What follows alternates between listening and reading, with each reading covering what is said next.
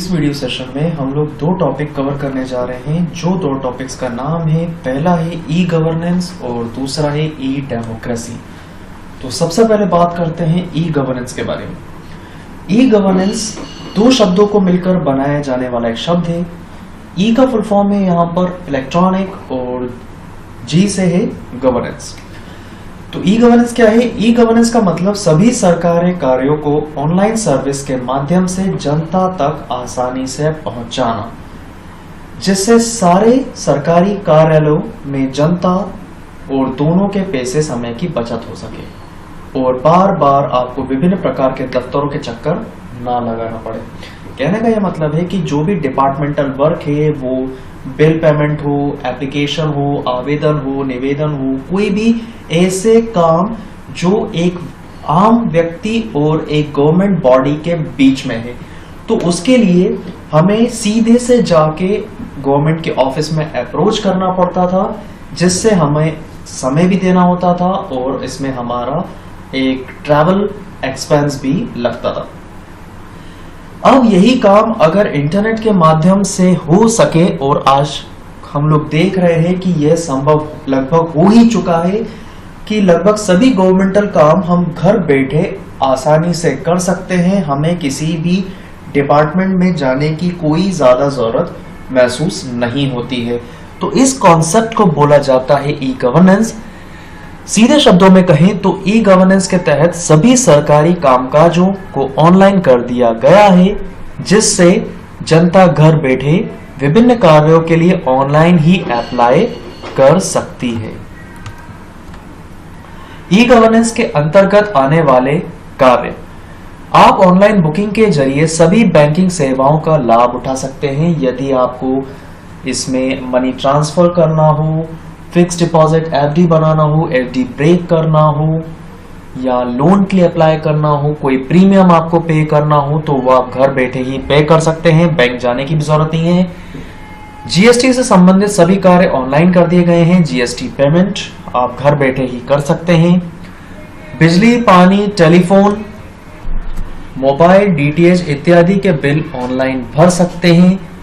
Pan card, आधार card, ration card, passport, जाति प्रमाण पत्र का सत्यापन भी हम ऑनलाइन कर सकते हैं। आयकर रिटर्न फाइलिंग के सभी कार्य ऑनलाइन किए जा सकते हैं। ट्रेन, बस, हाईवे की टिकट भी ऑनलाइन बुक कराई जा सकती है। तो ये वो सारे डिपार्टमेंटल वर्क थे जो आप घर बैठे अप्लाई कर सकते हैं। आपको कहीं भी ट्रैवल करने की, किसी भी जगह अप्रोच करने की कोई जरूरत नहीं है। ये सारा काम इंटरनेट के माध्यम से होता है। लेकिन देखा जाए तो 4 स्टेजेस में गवर्नमेंट ने ई गवर्नेंस को स्टैब्लिश करने के लिए 4 स्टेजेस को फॉलो किया गया था, जिसमें सबसे पहला स्टेज था कंप्यूटराइजेशन।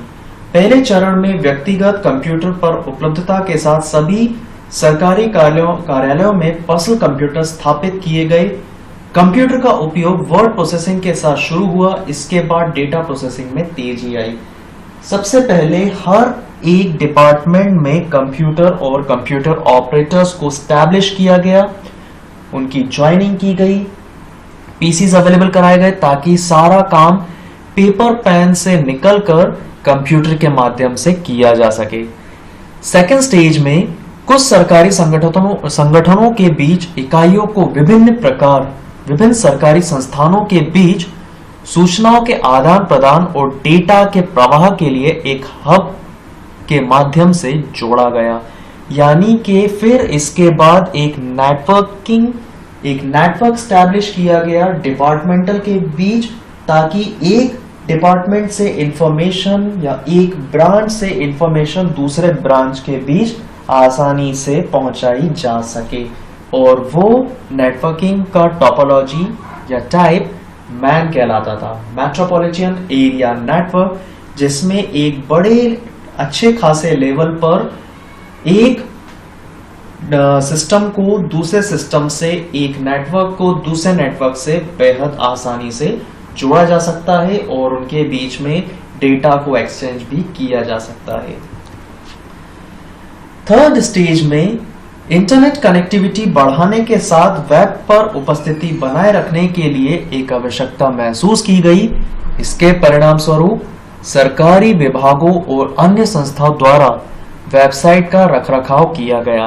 आमतौर पर इन्हें वेबसाइट में संगठनात्मक संरचना, संपर्क विवरण, रिपोर्ट और प्रकाशन संबंधित सरकारी संस्थानों के उद्देश्य और दृष्टि विवरण के बारे में जानकारी होती है। यानी कि वेबसाइट का दौर शुरू हुआ।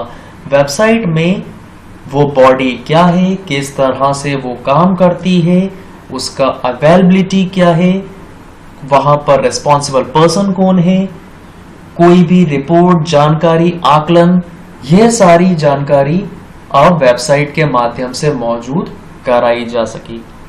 लास्ट स्टेज थी ऑनलाइन इंटरनेक्टिविटी। ऑनलाइन उपस्थिति का एक स्वाभाविक महत्व सरकारी संस्थानों और नागरिक समाज संगठनों आदि के बीच संचार चैनल का खोला जाना था। इस चरण का मुख्य उद्देश्य डाउनलोड करने योग्य फॉर्म प्रदान करके सरकारी संस्थानों के साथ व्यक्तिगत इंटरफेस द्वारा जमा करना था। यदि कोई भी एप्लीकेशन या रिक्वेस्ट फॉर्म जो है वो आप डायरेक्टली वेबसाइट से डाउनलोड कर सकते हैं। उसमें जानी मानी गई इंफॉर्मेशन को भरकर आप एक फॉर्म में या किसी भी ब्रांच में, उस डिपार्टमेंट की ब्रांच में जाके जमा कर सकते हैं, जिसके लिए आपको बार बार अलग से ब्रांच के या डिपार्टमेंट के चक्कर लगाने की कोई आवश्यकता नहीं थी। तो इन चार स्टेजेस के माध्यम से ई गवर्नेंस को स्टैब्लिश किया गया। अब बात करते हैं ई गवर्नेंस के फायदे क्या हैं। तो ई गवर्नेंस शासन में सुधार है जो सूचना और संचार के प्रौद्योगिकी की संसाधन उपयोग द्वारा सक्षम है, यानी कि वह अपनी जानकारी आसानी से व्यक्तियों तक पहुंचा सकता है। दूसरा है ई गवर्नेंस सभी नागरिकों के लिए सूचना और इनक्रिप्ट सेवाओं को बेहतर पहुंच बनाता है, यानी कि जो भी इंफॉर्मेशन है वो बीच में क्रैक नहीं हो सकती है। यह सरकार में सरलता, दक्षता और जवाबदेही भी लाती है, यानी कि इसको समझना बेहद आसान है, ट्रांसपेरेंट है और क्रिस्टल क्लियर है। आईसीटी के उपयोग के माध्यम से शासन को व्यापक व्यापार प्रक्रियाओं के साथ संयुक्त रूप से पुनर्व्यवस्थित करने के लिए जटिल प्रक्रियाओं को सरलीकरण, संरचनाओं में और विधियों और नियमों में बदलाव होगा।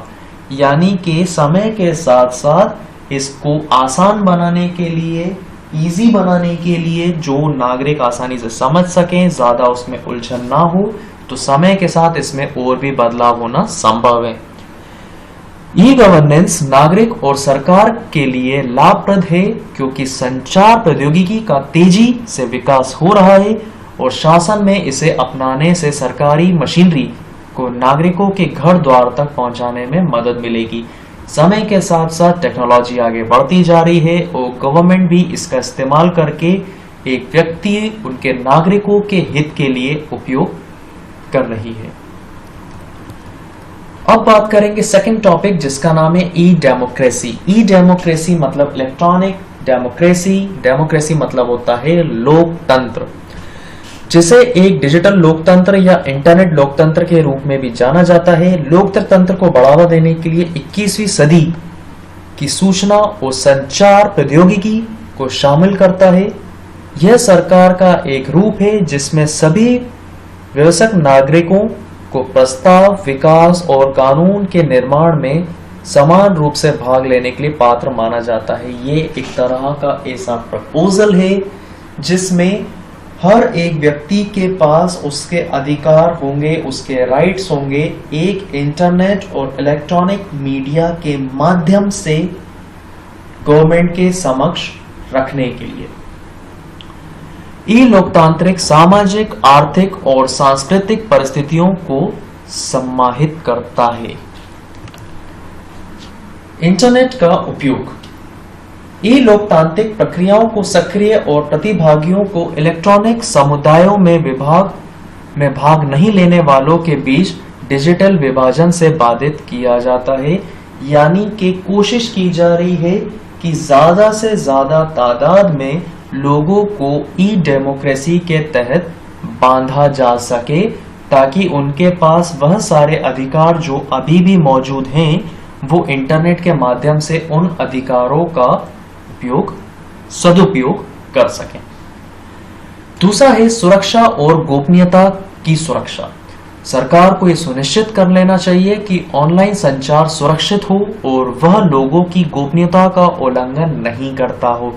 किसी भी प्रकार की इलेक्ट्रॉनिक वोटिंग पर यह और भी ज्यादा महत्वपूर्ण हो जाता है।